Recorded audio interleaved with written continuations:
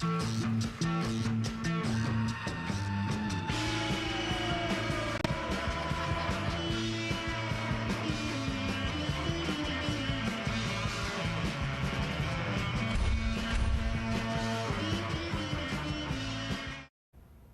ladies and gentlemen, Street Talk and Other Stuff. Mike, Mad Dog Magnati, thanks for coming back on this morning. Hope you had a good weekend. Hope you're loving this weather. This is why we live here. It's great weather. But hey, nice to have you. Good to be here. But, just a couple of things before we start today. I got a good show and a really interesting guest. But, I really got tired of trying to tie my shoes, just getting older, bending over, that kind of stuff. So what I did, I laced my shoes with my earbud cords, and now they tie themselves. And the other day, my boss said to me, "Have a good day." So I went home. And I went to the library the other day. They still have libraries. So I went to the library, and I said to the librarian, I said, "Do you have any good books on paranoia?" And she says, "Yes, they're right behind you." But my wife, we were arguing about something the other day. She said, "Look, Mike, you're being immature." So I said, "Honey, just get out of my fort."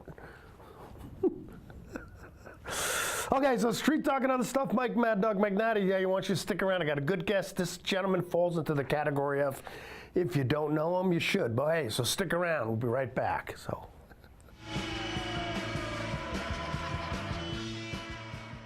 If you're stuck trying to find the perfect beer for you, look no further than Badger Mountain Brewing.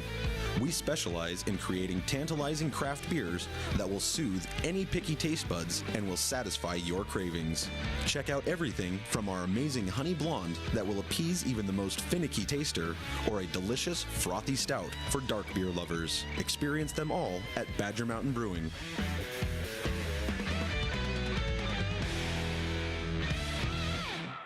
I'm Jenny Rojanasatian, and this is Guada TV. Every week we will be bringing you a first look at North Central Washington business, tech, and education news. You'll hear from local influencers and innovators who live right here in the Valley.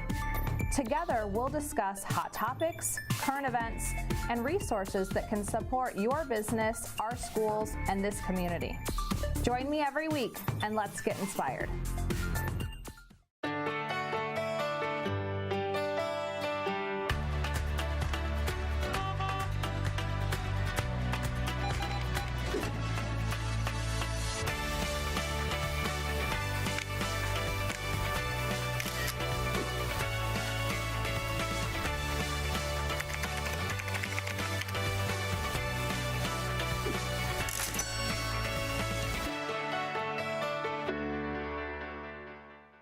Hi, I'm Cordell Schroeder, owner of East Wenatchee Mobile Storage. If you're thinking about making a move anytime soon, check out the East Wenatchee Mini Storage brand new mobile storage service. They drop it off at your location, you pack it, and they pick it up and store it in their protected warehouse at East Wenatchee for as long as you need. When you're ready, they'll drop it off at your new home or office. East Wenatchee Mini Storage is excited to offer this brand new service to our region. Call 509-884-8643 or find us on the web at ewministorage.com.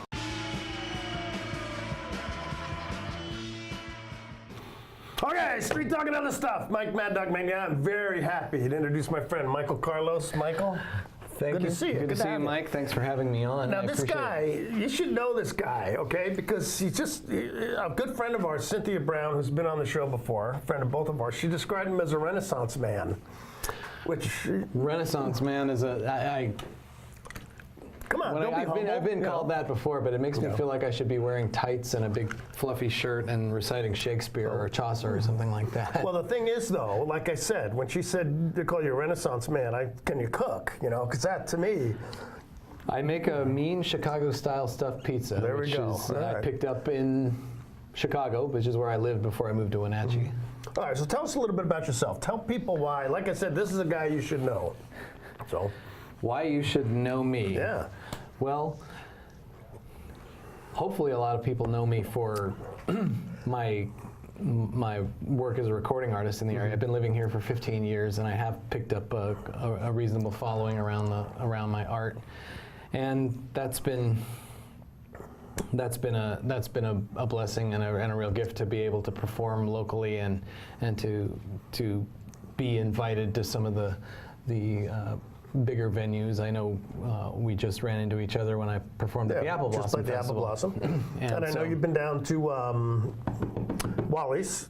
You know, Wally's one of the few places that does live music. So one of the few places that does live original music. Oh, there are other venues in town. We don't want to slight any of those, but there are.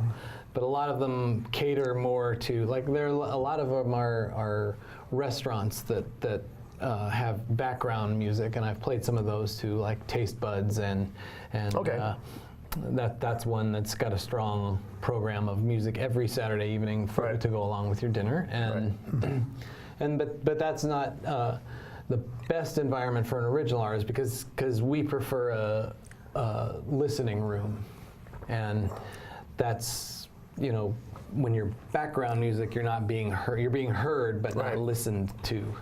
So you like to perform, not just, you know, fill in while people argue about who's going to pay the bill. That kind of thing. Well, yeah, I'm presenting, you know, original works, and you know, want to. So what type of music do you call it? You know. I mean, I liked it. It was kind of like, some of it was like a little, you know, salsa, rock and roll type of stuff. So I've covered a wide range of musical territory, but so when people ask me to put it in a box, it's really difficult. But the box I usually give them is, okay, it's original rock and Latin rock, and that's the best way to put it. But I've got something in just about every style. So, and I say that I was in a setting once, and I was talking to some other performing arts folks in the area, and I said, yeah, and basically name a style, and I've written a song in it, and this woman goes, opera. Got me. No, really didn't do opera. She was an opera singer. Yeah. You know, based. Was she fat? Was she big fat? No, she wasn't. No. Okay. All right. Sorry. Maybe that was politically incorrect to say that. You know. It was maybe stereotyping, but I don't know. She was actually fairly petite, about 5'3", and you know, a medium build. And no, it was. But she was an opera singer herself, and this was a conversation that took place up near the Icicle Creek, or up at the Icicle Creek Center for the Arts, and so I was bragging, oh yeah, name a style I've written in it, in opera, no. So what is your musical background? What were you trained in? What did you grow up studying, that type of thing? Well, and people don't necessarily realize this, but I started on piano, and I started taking piano lessons as a result of my grandmother, who was a sort of ragtime pianist, and was in some various polka bands. Right. And I listened to her play, and I was really interested in playing. And actually, we have this. There's a thing in our, because of that, in my family, music skipped a generation. It started with her, and then nobody else really took up music until I did. I was listening to her play this piece called The Beeswax Rag, and I really dug this piece, and I made her play it over and over and over again, and she finally one time said, why don't you take piano lessons and learn it yourself? All right, so about how old were you? That was 9, 10-ish years old, and so I got into piano lessons, and then but then I got going in piano lessons, and I was getting trained in classical music, and I didn't care much for classical music when I was 9, 10 years, 10, 11 years old. You don't develop that appreciation unless it's really pounded hard into you. But my piano teacher wasn't the pounded into you kind of person. It was, so I was kind of, you know, I was given homework in classical stuff, but I was doing homework in ragtime, and to this day, when I bust out a ragtime piece, people go, where'd that come from? Yeah. Because it's not the kind of thing a Latino play. You see a lot of Latinos playing. Yeah, but ragtime music's great, though. Oh yeah, you know, so it's and it was fun. Yeah. And I still play the Beeswax Rag regularly, and I did finally learn it, and well, I learned it a long time ago, to the point where I had. By the time I was in high school, I knew how to play it, and I would go in the living room after dinner and play the piano, and my dad would come in and insist on that. You know, he had his list of requests, and that was number one. Now, but music's only one of the artistic ways you've been expressing yourself lately, right?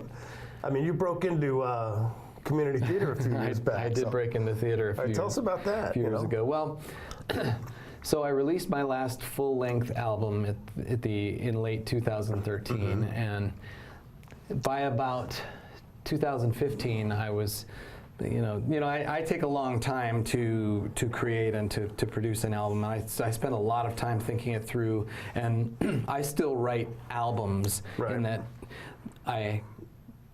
in that sort of old school sense. I write an album so there's usually a cohesive narrative that's going through the song choices, and it takes a long time to put that together sometimes. Okay. Especially since I have a day job and other responsibilities that I have to keep up with. Doesn't that just suck? Your day job get in the way of your life. Yeah, oh my gosh. Working drives me crazy. gets in the way of art. Of that's life, for sure. right, yeah. And life, yeah.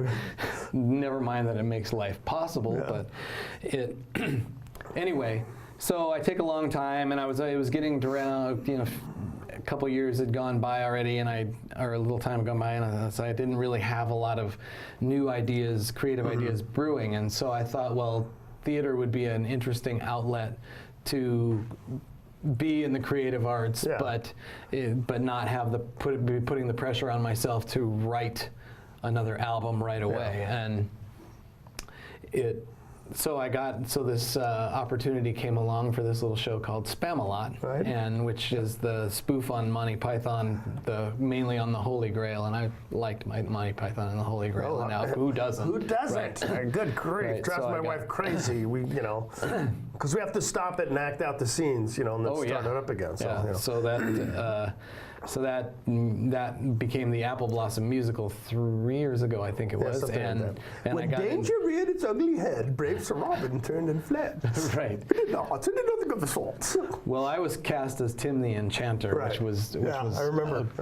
Great fun to do that role, and it got me to I actually turned it into so. Now, was that the first time you were on stage in a stage play? In a theatrical role, I think, other than the little things you might get put in an elementary school. Yeah, the third guard, but it was the first major acting role in front of people that I had. But I had a lot of fun with Tim, and actually I got one of the stage crew members told me that he liked my version of Tim the Enchanter better than the original John Cleese version of Tim the Enchanter. Oh, so cool. Good. Get stuffed, John Cleese, because that's one of Tim's lines, But it was fun to really. I think the reason this crew member liked it so much is that I really worked the Scottish accent a little bit harder than Cleese did, because I put in a little bit of of Mike Myers' Scottish character, Fat Bastard, from his Austin Powers. Okay, yeah, series. right. Am I allowed to say that on TV? Don't tell anybody. Don't worry, I told them nobody watches this show anyway. The B word. But the FCC isn't going to be contacting us. Well, and I was referring to a character. Exactly. And so I turned up the volume a little bit and turned him into Fat Bastard, or put a little bit of that into. He said it again. Into the character. Yeah. So brave knights, if you do doubt your courage or your strength, come no further, and. That was good. That was good. Do you still do that at home just to remind yourself of your success as Tim the Enchanter? That's the first time I've busted that out in a long time. That was good, though. That was good. Maybe that's what I hope to do with. Maybe if my theater participation continues, I can. I would love to get to do more impressions. Like my favorite one, I can't wait till somebody finally discovers me and puts me as a voiceover for Bullwinkle. Bullwinkle is my. Can you do Bullwinkle? Hey, Mike, what time are we going on today? Yes, that's my Bullwinkle. And that's really good. I can't come back with Rocky. Sorry. Well, that trick never works. But I can't do Rocky as well either. I used to do a good Pee Wee Herman. So. Oh, really? I can't. No, not no. Oh boy. Yeah. That's a little. You put a little Bob Dylan into that, and Yeah. anyway. Yeah. So I did that, and then of course I joined you Right. immediately after that in the fall. Yeah, Michael for- called me up one day and said, he wanted to try out for Streetcar, but he couldn't. I couldn't make the actual audition day. So That's right, I he was came to on my that. house and read, and Right, and that was nerve-wracking. That was Really? to How be able come? to. Well, I came to your house. I'd never met you before. Oh. I came in and I didn't put you at your ease. well, I still had to read, and Yeah, I that's didn't true. really That's know true. the parts. That wasn't that familiar. I'd seen the old Marlon Brando movie like Sure. once, and that was 20 years ago, Sure. and so it wasn't as fresh as I would have liked it to be, and then I wasn't. You had me read for Mitch, and Right. and I wasn't as familiar with I wasn't as up on the nuances of the Mitch character Right, and how right. it's important to. He's an important foil for Stanley, and Sure. and I of course you just remember Stanley, and I was so I thought, well, all I really had to bring to that audition was the Southern accent, Yeah, the no, Nolans that's- accent. No, you did well. You got the But part. anyway. One of Stanley's poker playing buddies. Poker playing buddy, Yeah, it's- Pablo Gonzalez, Pablo, right, yeah. with the caveat from the director when I was awarded the part that no typecasting was being Right. done at the time. No, not at all, Not you at know. all, right? So, it. well, But I that was- couldn't that was have a fun cast part. Matthew Pippin as Pablo Gonzalez. No, not okay? really. No. Or Brady for that matter. So. Definitely not Brady, and definitely not Matthew as Pablo Gonzalez. No, I actually I was very happy to have that role, and I thought that was whether or not it was typecasting, it worked. Well, no, you felt. did very well. You took direction well, and I said to myself, Really, I listened to you. yeah, you did. Yeah, you did. I've said it before. The whole cast, you guys all just busted your butts. But hey, Well, that's true. hey, look, we ran a little late, but we've got to take a break, okay? And I want to talk a little bit more about not just Michael's musical and artistic experience, but when we come back, he's going to play a song for us, okay? But then I want to get into other aspects of his life. But hey, street talk and other stuff. Mike, Mad Dog McNally, stick around. We'll be right back. So.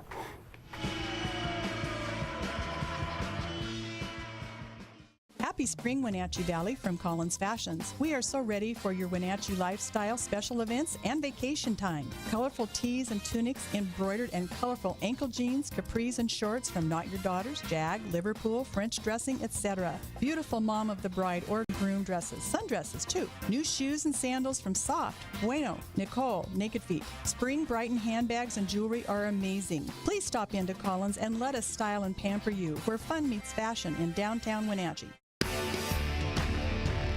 Ladies and gentlemen, this is State Representative Kerry Condata inviting you to check out our newest show on the NCW Life channel. We call it the 12th District. Each week, we'll be taking an in-depth look at various political issues that affect our area, our state, and the world. We'll be featuring local and statewide experts on the subject matter at hand. Please join us weekly for the 12th District with yours truly, Kerry Condata. Check your channel guide for times or go to ncwlife.com for details. Walk and Roll Wenatchee's Asian Express is fast, fresh food. Wenatchee Roll's new Poke Hawaiian Fresh Salad Bar is the best. Fresh greens, fresh seafood, and hand-made sauces. You know what you want. At Walk and Roll, create your own style meal. Hot off the line chicken, beef, and veggie plates. Lunch or dinner to match your appetite. Fresh sushi, hot entrees, Poke Fresh Salad Bar. It's new. It's Walk and Roll Wenatchee fast, fresh food your way. Located on 5th and Mission. Thursday night, Hockey Night on the NCW Life Channel. It all begins at 7 o'clock with a Call of the Wild and Clarkie's Corner. Then it's non-stop hockey action with a voice of the Wild, Arch Ecker. Join us as the Wild battle the rest of the BCHL. Thursday night is Hockey Night on the NCW Life Channel.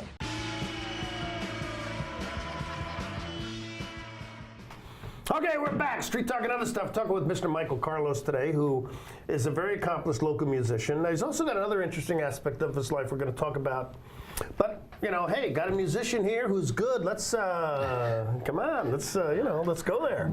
All right, I did bring a guitar, and with my morning voice, I'll sing everybody a song. This is a song. So, when I introduced this song, well, first of all, I'm working on a new record, and it's, as I say, it takes me a long time between records. It's coming up on 5 years since the last full length. I've put out a few singles since then.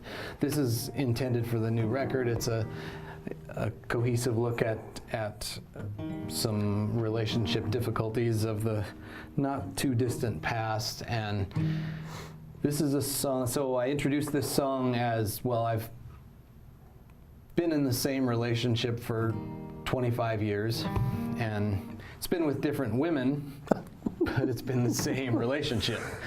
Yeah, I've tried to get that one past my wife. I don't quite think it would work. So, yeah, you single guys, you know. Well, okay. And it usually when those have switched, it's been my fault. This is about a time that it wasn't my fault, and it's called "Suffer in Silence." I'm gonna do. Okay, this isn't a country western song, is it? No, okay. actually, this is modeled after. I've been listening to a lot of. Gone back to 80s sort of alternative, not like the main top 40 that was going on at the time, but more of the alternative and new wave stuff that was coming out. I've listened to a lot of that, and that was sort of the main influence for this song. And if you're really sharp on 80s music, you can pick out a couple of little melodic rip-offs, for lack of a better word. Anyway, it's called "Suffer in Silence."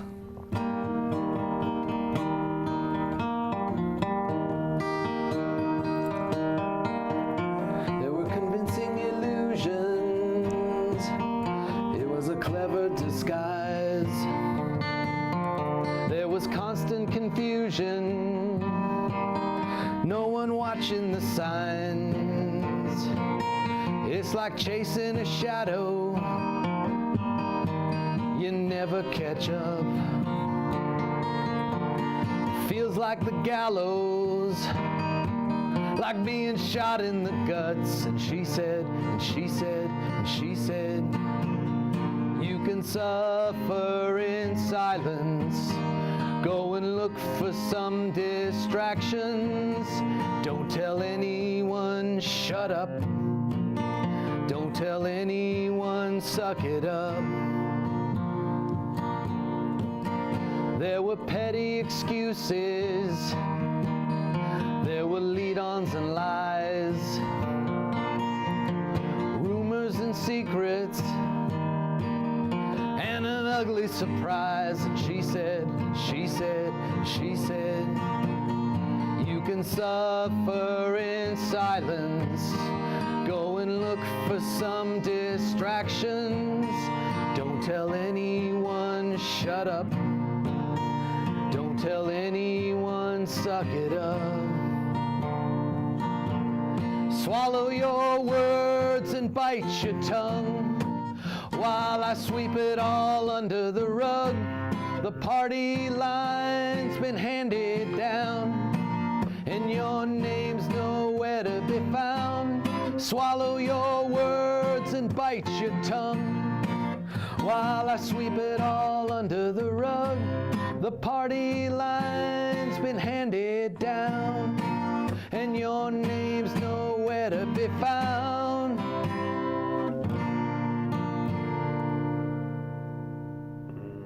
There's more, but that's a tough one, buddy. That's personal experience. Thank you. Stuff, That is. Oh that gosh, is some, yeah. Probably performing. I do public speaking. Sometimes at church, and when somebody once asked me what the key is, I said, you got to get up there and bleed. And I do some bleeding up there. Yeah, I can imagine. Well, that was good. Very good. Yeah. Now, okay, I want to switch gears here. Okay, you got to know something about this guy. This is going to be a big gear switch, okay. I think. Tell us about your day job. See, this is what kills me about this guy. Okay, so I have a doctorate in ecology and evolutionary biology. Yeah. And that actually has a connection to the music. I didn't know this, but the lead singer of the punk group Bad Religion. Greg Graffin also has a PhD in ecology and evolutionary biology from Cornell, and I didn't know that. I got here to Wenatchee out of my PhD program in Chicago, and I got here and I established myself more quickly on the music scene than I did in the biology scene, and I kind of tried to keep that out of the music life, and it wasn't that forthcoming about my day job, and then I found that out. And I thought, okay, well, why not? If this punk guy can have a PhD in ecology, hey, it gives you a certain panache, though.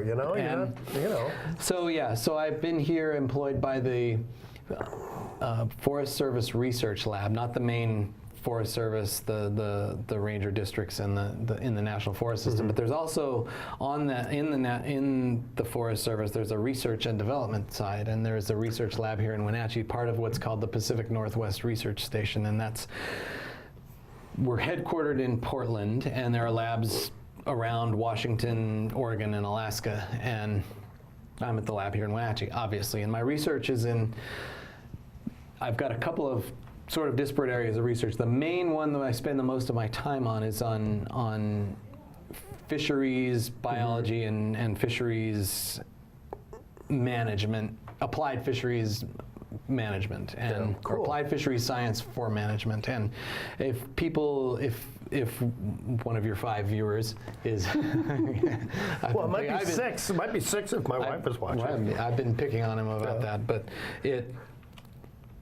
if anybody's out in the Entiat area, then you know that there's been a lot of habitat restoration for salmon, and this is the interior Columbia Basin is a big hotbed for salmon conservation and population recovery and all kinds of mitigation actions and recovery actions. And there's a lot of restoration that was going on in the Entiat River at the end of the last decade and into this early part of this decade. And you're deep into this stuff. Huh? Cool. I don't do the restoration. Yeah. And other agencies take care of that. My research is geared at asking if it's working, and not just are there more fish. It's sort of the way I break it down is there's the basic question. Okay, so conservation agencies are putting structures in the streams mainly for the juveniles, because that's the phase of the life cycle that's most important in the streams. And in the Entiat River,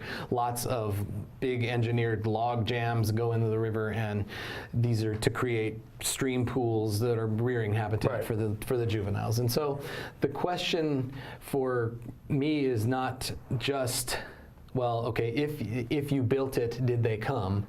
The question there are a couple of questions beyond that. Was if you built it and they came, did more of them come than you expected would come if you were just pushing fish around the river, just moving them from poorer habitat to better habitat? Okay, and I don't mean to break you up, but we really got to take a break. But hey, what I said, musician, actor, scientist, and he makes Chicago deep dish pizza. So, okay, Renaissance man, Michael Carlos. But hey, stick around. We'll say goodbye to him in a minute, but we've got to take a break. We'll be right back. So.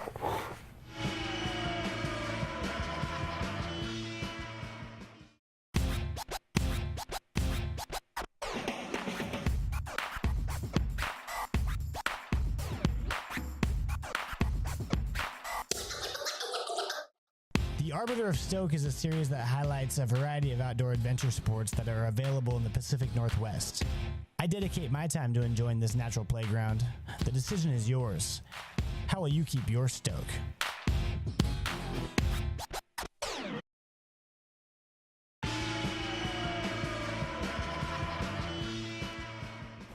All right, Street Talk and other stuff. Thanks for tuning in. My guest today has been Mr. Michael Carlos. Michael, thank you very much. Thank you very much for having me. What's next? It's been a pleasure. You got anything, planned? I know you're working on the album. Any acting opportunities come up? Nothing in theater. I've been working on the album, and then there are a couple of live shows coming up May 27th at Der Hinterhof up in Leavenworth and June 22nd down at Wally's. And what's your band website if people want to check out, where you're going to be playing next? At the moment, it's Primarily the Facebook page, facebook.com/Michael Carlos Band. The website has been down for a while, or it hasn't been updated. But they can find out on Facebook. Yeah, that's the way Okay, to well, go. thanks. Hey, Street Talk and Other Stuff. Mike Mad Dog Magnati. We'll see you next week. Have a great day. Bye-bye. Thank you.